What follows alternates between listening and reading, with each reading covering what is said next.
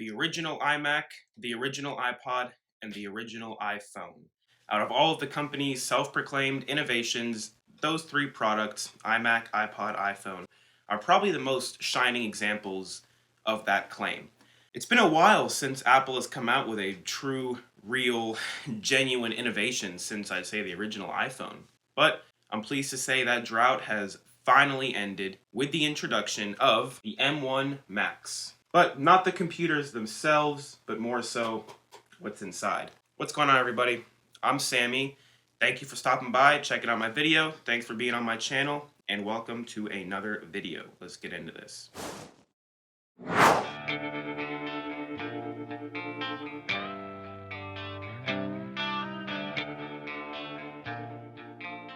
So the original iMac changed the landscape of personal computing forever. It did a lot of things right. It got rid of the floppy disk. It ushered in a wave of easy, quick internet access to the consumer, which at the time is what people wanted a computer for the most when the internet was still kind of in its infancy. It's weird to think about that, right? And not to mention the iMac's design as well, this whole transparent trend that is still replicated in tech products to this day.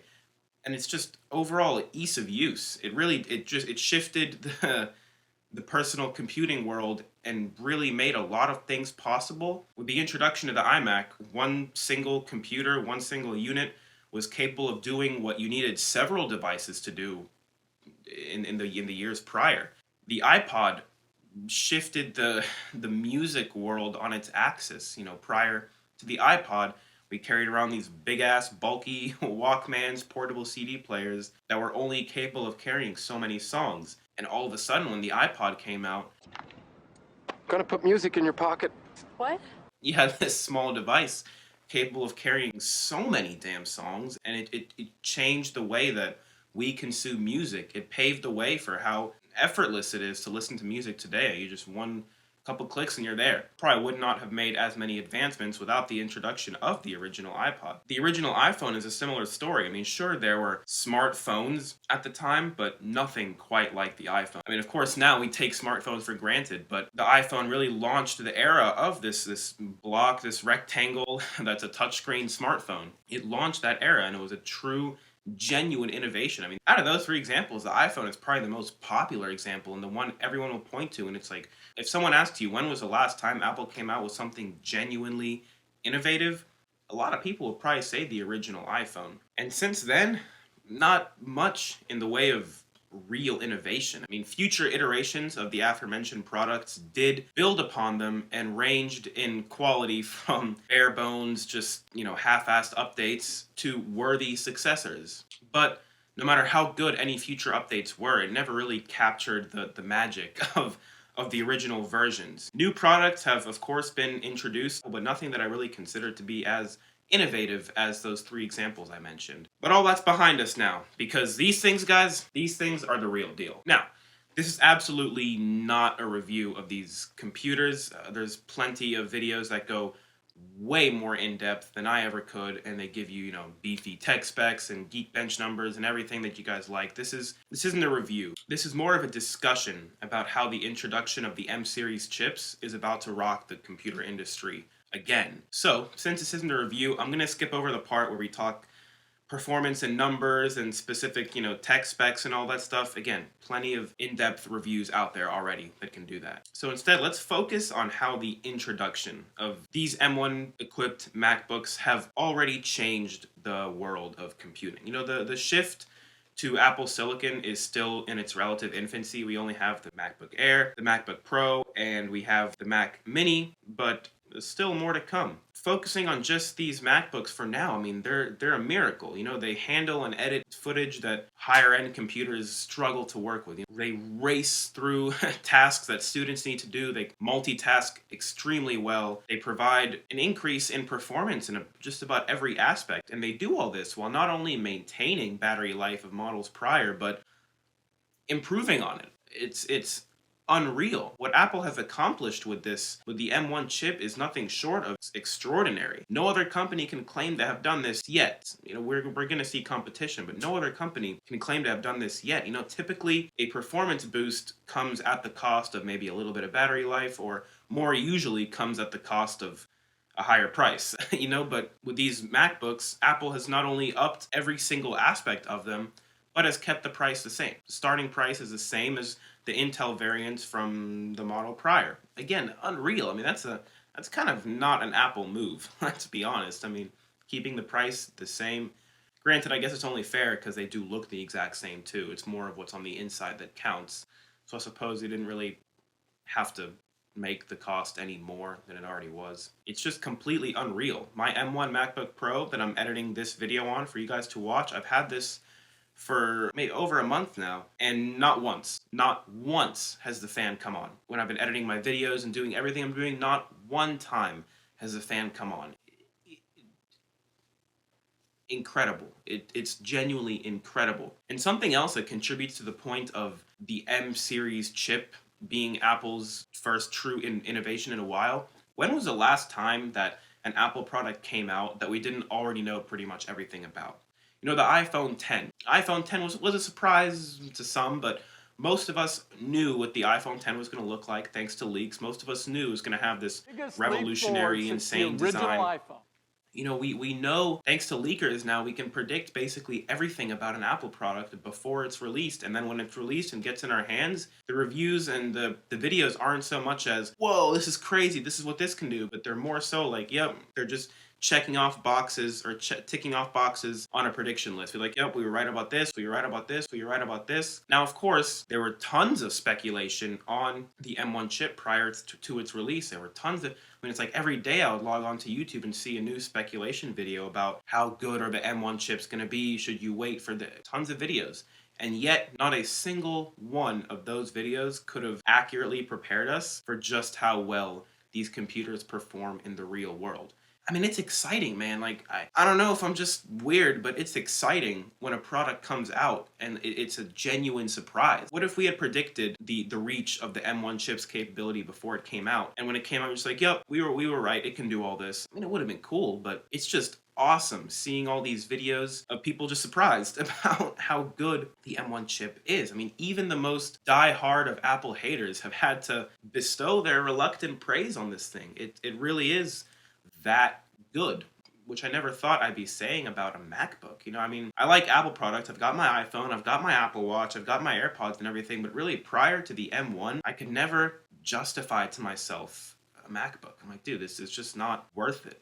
But the M1 chip, it just changed everything. So that's all, you know, that's all cool and everything now, but I want to focus a lot on the future. What's the computing world going to be like after Apple finishes its transition to silicon? Even with the MacBook Air and MacBook Pro that are out now, there's not too much in the way of real competition for them.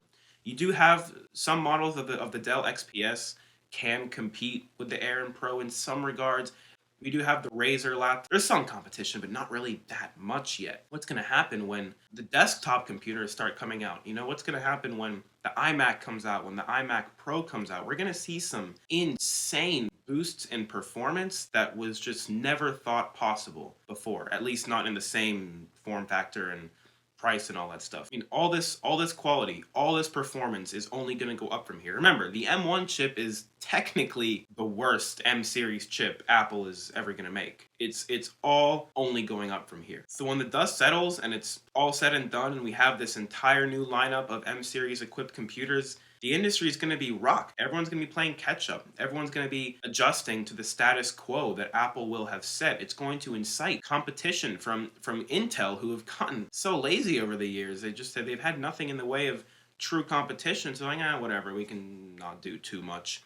AMD and their ARM chips have risen in popularity, but Intel is still the majority player. And Apple is probably going to change that. There's going to be some stiff competition. You know, much like the introduction of the original iPhone incited competition from other companies like Samsung and Google with their Pixel. I mean, the iPhone brought about competition, and while that can be a bad thing, it's also, I think, a good thing because it means more and more great products introduced for consumers to choose from. It's going to be the same with these computers. Now, time will tell if any competitor will actually make a chip that can outperform the M series, but regardless, we're about to see an introduction of so many new advancements in the computing world. Now that there's some competition going on, now that there's a race going on, now that things are getting exciting, Apple's going to bring about some players. I have a feeling that it's going to be an interesting game these next few years, watching Intel, watching AMD, and hell, watching newcomers adjust to the status quo that Apple is setting. And see, we can't really have this kind of in-depth discussion about anything that Apple has come out with recently.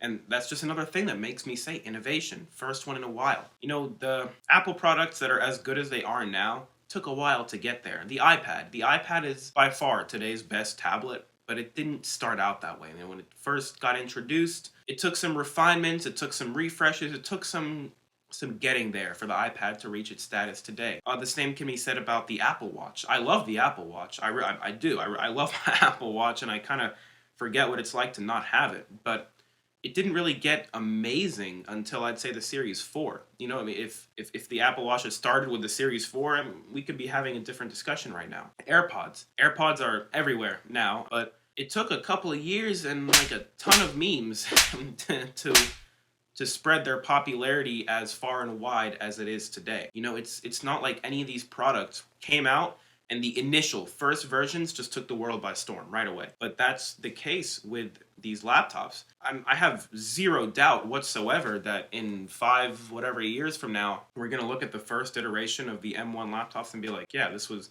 nothing compared to what we can do now with the M chips. But we can't ignore the fact that these laptops are out, and right off the bat, it's not taking some updates or refreshes or whatever to get them good. They came out and they're amazing. They're incredible right off the bat. iPad, AirPods, they weren't like that. They all took a little while to get there. You know what I mean? Again, I mean, this is just first real innovation in a while. I'm like excited to be making this video. I like Apple. I mean, if this video sounds like I'm sucking Apple off right now, I mean, it's kind of am, but it's because like I like them and I know that they're capable of stuff like this, like the M1 chip. So every time they come out with something lackluster, like the goddamn AirPods Max, excuse me, I'm going to go off on a little bit of a tangent right here, but the AirPods Max are like an embarrassment. I'm sure they sound incredible, but the case alone is repulsive. I mean, they knew exactly what they were doing making that case. Whatever. You know what? Rant over. I'm not going to keep talking about the AirPods. This is not an AirPods video, but I'm just saying these things that Apple comes out with, I want to be able to make videos like this where I'm praising them. But they don't do too much. They get kind of lazy, and everyone has their own 2 cents to throw in about Apple. They're very vocal opinions about Apple. But I'm just glad to be able to make this video where I can be really genuinely praising them. I mean, my MacBook Pro is like a blessing. I mean, it's capable of stuff that I just never thought I'd be able to do in a laptop, in a small laptop. You know, I'm not saying that what Apple has achieved is something that's completely unattainable. Of course, you can have this performance and better, but usually in much beefier, much more expensive products. This thing has a fan that has not once come on, no matter how much I edit video. This battery lasts forever. I mean, it's a small laptop. This isn't something big. This isn't a desktop computer. This is a laptop with performance that we have just never seen in a 13-inch laptop before. But look, to wrap this all up before I start droning on too much, I just think the coolest thing about all this is that once this transition is over, so many more people are going to have access to performance that they otherwise would not have been able to attain before. Now, I know this sounds a little ridiculous because it's not like these computers are cheap. I mean, the price of entry is still $1,000. But look at it this way. Last year, the price of entry was also still $1,000. And what you were getting for $1,000 was not that great. You know, the base model MacBook Air, the base model Intel MacBook Air really is barely passable option for students who need to do something more than like basic college level tasks. But now, the base model MacBook Air is like a no-brainer for 99% of people. The only reason you would need anything more than a MacBook Air like me is for doing like intensive video editing and if you want the extra battery performance and all that. But now the base MacBook Air for the same price gives you so much more than what you got last year. So I know it seems like a little bit of a like on a stuck up argument. Oh, you can do so much more now. You still need $1,000, but it's still a point to be made. I mean, if you have the money, what you're getting now is a world of performance that if you wanted that before, you would have had to pay a lot more money. And it still wouldn't have been as fluid, as cohesive, because most of what makes the M1 chip so good is just how well it works with Apple's design architecture. What makes the iPad so good? Its performance because of its chip. Now that same architecture is on a MacBook and we're getting that same performance. We're getting treated. We're getting taken care of. Apple's taking care of us with these M series chips. I mean, I cannot wait for the 16-inch. The 16-inch M1X or whatever I guess they're going to call it is going to be amazing. Probably also pretty expensive, but amazing. It's just really fascinating to me seeing how this is going to evolve over the next year or so and seeing how people are going to be able to just have so much more performance in a small form factor, still an expensive price, but give or take the same price as before. So yeah, I don't want to keep droning on too long. I just really wanted to make this video to express my satisfaction that Apple's finally doing something good again. And I mean, I can't wait to make more of these videos in the future, honestly. I mean, the more Apple comes out with good-ass products, the more I'll be able to make good-ass videos about them. So yeah, I appreciate you guys watching. What do you think? What do you think about this whole shift? The status quo is changing. The dust will settle, and the world of personal computing will once again be changed. So yeah, let me know what you guys think. I appreciate you watching. I appreciate you checking this out. Drop a like, comment below your thoughts, and while you're here, you might as well hit subscribe. Thanks, guys. Hope you all take care of yourselves, and peace.